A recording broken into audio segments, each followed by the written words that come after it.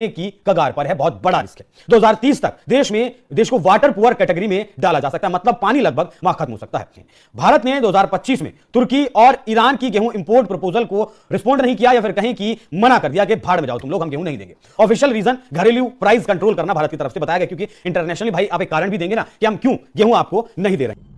ये बाकी सारी कंट्री से हम डिफरेंट काम कर रहे हैं। हमने करेंसी चेंज कर दी दोस्तों, और आप दुनिया को दिखा रहे हैं कि सुपर पावर इस तरह की चाहिए, नॉट लाइक अमेरिका और चाइना। ब्रिक्स, तुर्की जो है वो ब्रिक्स में जाना चाहता था, तो they wanted to have a conversation कि जी हम इंडिया को थोड़ा सा मीठे मीठे अंदाज से बात करें।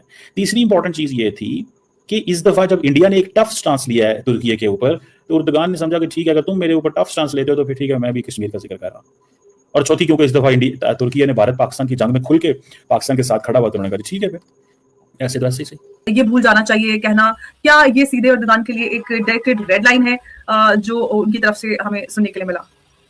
देखिए, बेंजामिन नेतन्याहू ने क्लियर कट शब्दों में रेजब ताय्यब एर्दोगान को वार्निंग दे दी है कि वो जो पुराना ऑटोमन एम्पायर है जो वो क्रिएट करना चाहते हैं और खलीफा बनना चाहते हैं, एक तरह मुस्लिम वर्ल्ड में अपनी बादशाहत स्थापित करना चाहते हैं, वो भूल जाए। इसराइल ये चाहता है कि तुर्की जो अपना इलाकाई सतह के ऊपर अपनी फौज को फैलाना चाह रहा है, या फैलाने का इरादा रखता है, ये हम किसी सूरत भी नहीं होने देंगे, और हम अपने तमाम इत्तेहादियों को साथ मिलाकर इस एजेंडे को या इस इरादे को, तुर्की के इस इरादे को हम नाकाम बनाएंगे। अब ये है एक लफ्जी कशीदगी और उसका एक पस मंजर मैंने आपके सामने रखा। अब हुआ क्या? So just to tell you कि 2019, 20, 21, 22, 23 और 25, 24 में जय हिंद दोस्तों, काफी बड़ी और इंटरेस्टिंग खबर निकल के सामने आ रही। वो तुर्की जो भारत से अपनी कंट्रोल करना भारत की तरफ से बताया गया, क्योंकि इंटरनेशनली भाई आप एक कारण भी देंगे ना कि हम क्यों गेहूं आपको नहीं दे रहे हैं। लेकिन बैकग्राउंड में 2022 का वो टूटा हुआ ट्रस्ट था, वो टूटा हुआ भरोसा था। 2025 में रिकॉर्ड गेहूं प्रोडक्शन भारत ने किया है, और 2026 में ये और ज्यादा बढ़ने की तरफ भी बढ़ रहा है। 2025 में तुर्की ग्रेन बोर्ड में बिडिंग और कॉन्ट्रैक्ट्स को लेकर क्रिटिसिज्म भी हुआ। मतलब ये जो इंपोर्ट करता है तुर्की गेहूं, उसमें जो कॉन्ट्रैक्ट्स दिए जाते हैं उसमें फुल भ्रष्टाचार चल रहा है। मतलब 99% कॉन्ट्रैक्ट्स भ्रष्टाचार के तहत दिए जा रहे हैं जो अनलॉफुल है। इसीलिए गेहूं की काला बाजार, और इसके लिए इजराइल ने आज अभी एक अलायंस किया है जेरूसलम में टर्की के खिलाफ in association with Cyprus and Greece. देखिए, सबसे बड़ी बात है कि ईस्टर्न मेडिटेरियन में टर्की को कोई भी चैलेंज नहीं कर पा रहा था। वहां पर टर्की जो है वो वहां पर जाके अपना असर्टिवनेस दिखा रहा था। इनफैक्ट साइप्रस के कुछ एरियाज आज भी टर्की के कब्जे में है। टर्की जो ईस्टर्न मेडिटेरियन में साइप्रस का जो एक्सक्लूसिव इकोनॉमिक जोन है, वहां पर ऑयल की खोज कर रहा है। डिस्कवरी करने के लिए उसने अपने वेसल्स भेज दिए। ग्रीस को भी लग रहा है कि फ्यूचर में टर्की एक बहुत बड़ा खतरा हो जाएगा। इसराइल को इसके लिए एक और प्रॉब्लम है, क्योंकि इसराइल को लग रहा है कि फ्यूचर में Turkey might be used as an launch pad to attack Israel. देखिए, पहले जितने भी वॉर हुए थे इसराइल के खिलाफ टर्की ने पार्टिसिपेट नहीं किया था। In fact Turkey was the first nation to recognise Israel in 1949, और पिछले वॉर्स में उन्होंने कभी भी इसराइल के खिलाफ उन्होंने मोर्चा नहीं संभाला था। इनफैक्ट इसराइल जो है टर्की को अपना स्ट्रेटेजिक एलाई बोलता था। बस बहुत कुछ चेंज हो गया एर्दोगान के आने के बाद। एर्दोगान ने एक तरह से हमास के ऑपरेटिव्स को सपोर्ट दिया, उसने इस्माइल हनाया जैसे आतंकवादियों को सपोर्ट किया। टर्की के खिलाफ उन्होंने बेंजामिन नेतन्याहू के खिलाफ उन्होंने टर्की ने उनको इंटरनेशनल क्रिमिनल घोषित कर दिया, अरेस्ट वारंट तक निकाल दिया। कहीं ना कहीं ये जो चीजें हैं एक तरह से डेडलाइन हो चुकी है बेंजामिन नेतन्याहू के लिए।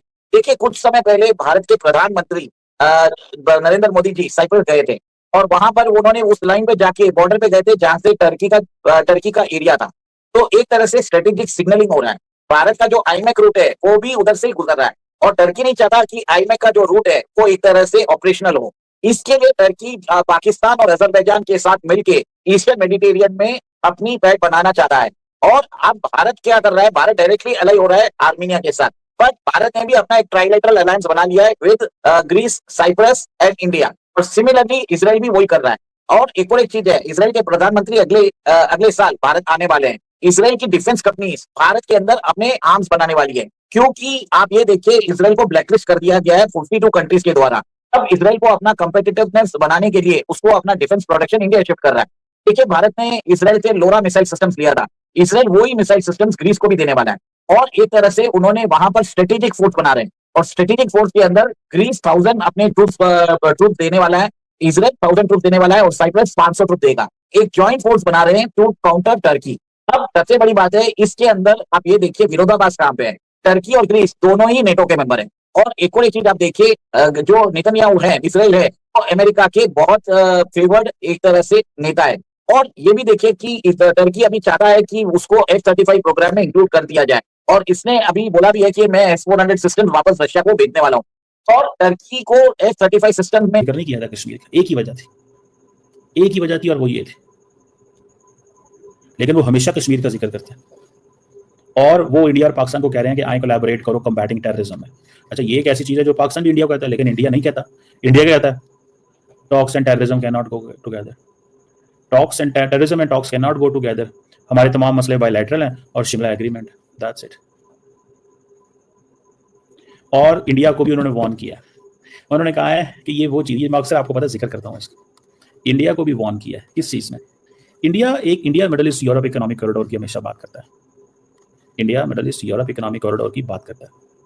ये इस कॉरिडोर को इंडिया ये कहता है कि जनाब मैं मुंबई से शुरू करूंगा, यहां लेके जाऊंगा, ठीक है, यूएई से ये जो जबल अली है यूएई की, वहां पे जाएगा, वहां से ये अल गुफैत एक और उनकी है, वहां जाएगा, वहां से फिर हरादा सऊदी अरेबिया वहां जाएगा, वहां से चलेगा अल हदीदा जाएगा, वहां से ये चलेगा हाइफा जाएगा, इजराइल की पोर्ट, और वहां से ये ग्रीस जाएगा। तो वो कह रहा है, आज वो टर्किश प्रेसिडेंट कह रहे हैं कि how come you are thinking of ignoring us. आप ये फैसला भी कैसे कर रहे हो कि हमें इग्नोर करोगे? ठीक है जी। सो उसने कहा any project in the eastern